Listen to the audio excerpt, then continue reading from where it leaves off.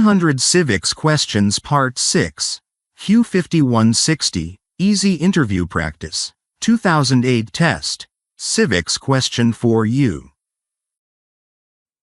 Andrea and David meet again at their favorite cafe. The sun shines brightly, reflecting the positive energy as they prepare for the next set of citizenship test questions. Today, they will also focus on sharpening David's speaking skills. Hi, David. Great to see you again. We've come a long way. Ready for 10 more questions and some tips on how to improve your speaking? Hi, Andrea. Yes, I'm excited to learn more and want to get better at speaking clearly.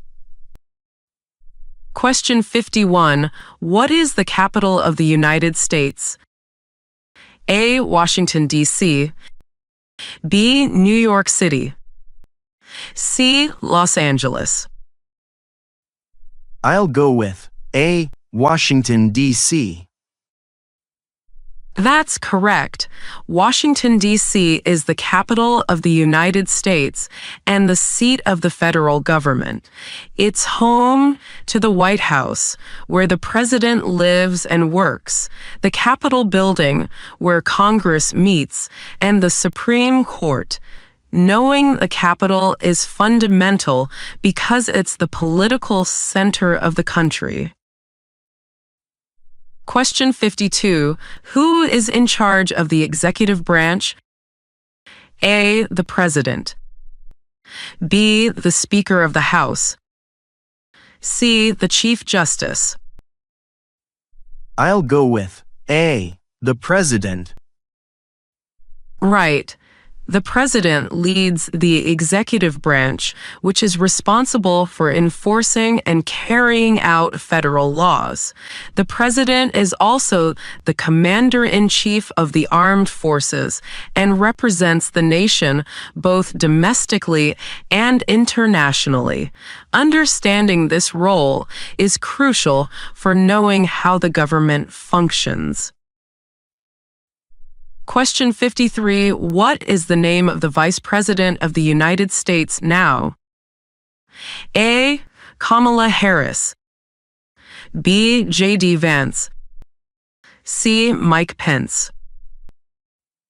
I'll go with B. J.D. Vance. Correct. The Vice President supports the President and is next in line to take over the presidency if the President cannot serve.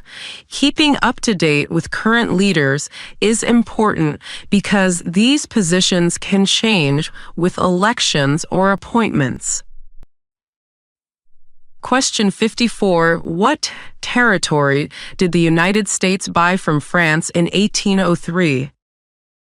A. Louisiana. B. Alaska. C. Florida. I'll go with A. Louisiana. Exactly.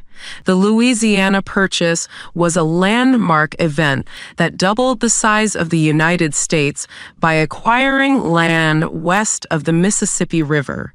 This purchase from France in 1803 opened vast territories for exploration and settlement, shaping the country's expansion. Question 55. What did Susan B. Anthony do?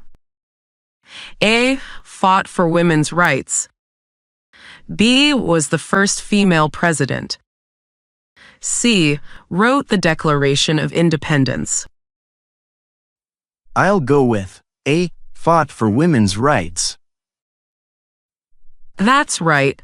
Susan B. Anthony was a pioneering leader in the women's suffrage movement, advocating tirelessly for women's right to vote. Her work helped lead to the 19th Amendment, which granted women voting rights in 1920. Question 56. If both the President and the Vice President can no longer serve, who becomes President? A. The Chief Justice. B. The Speaker of the House. C. The Secretary of State. I'll go with B. The Speaker of the House. Correct. The Speaker of the House is third in line to the presidency after the Vice President. This line of succession ensures stability and continuity of leadership in the government in case of emergencies. Question 57. How many justices are on the Supreme Court? A. 7. B. 9. C. 12.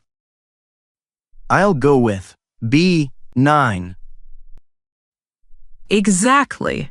The Supreme Court consists of 9 justices, including 1 Chief Justice and 8 Associate Justices. They serve lifetime appointments and are responsible for interpreting the Constitution and reviewing laws to ensure they comply with constitutional principles. Question 58. What are 2 cabinet-level positions? A. Attorney General and Vice President. B. Secretary of Education and Chief Justice. C. Speaker of the House and Senate Majority Leader. I'll go with A. Attorney General and Vice President. Right. The President's cabinet includes the heads of major departments like the Attorney General, who leads the Department of Justice, and the Vice President. They advise the President on a wide range of policy issues and help implement government programs. Question 59. In what month do we vote for President? A. July. B. November. C. January. I'll go with B. November. Correct. Federal elections, including the presidential election, take place in November on the Tuesday following the first Monday. This date was chosen historically to accommodate the agricultural calendar and has become a consistent election day. Question 60. How many senators do we have? A. 50. B. 100. C. 200. I'll go with B. 100. That's right. The Senate has 100 members, with each of the 50 states represented by 2 senators, regardless of population size. This equal representation balances the House, where representation is based on population. David, your answers show a solid understanding of the government and history. Now, to improve your speaking skills, try to practice speaking out loud every day. Explain the answers as if you're teaching someone else. Sometimes I feel nervous and tend to speak too quickly.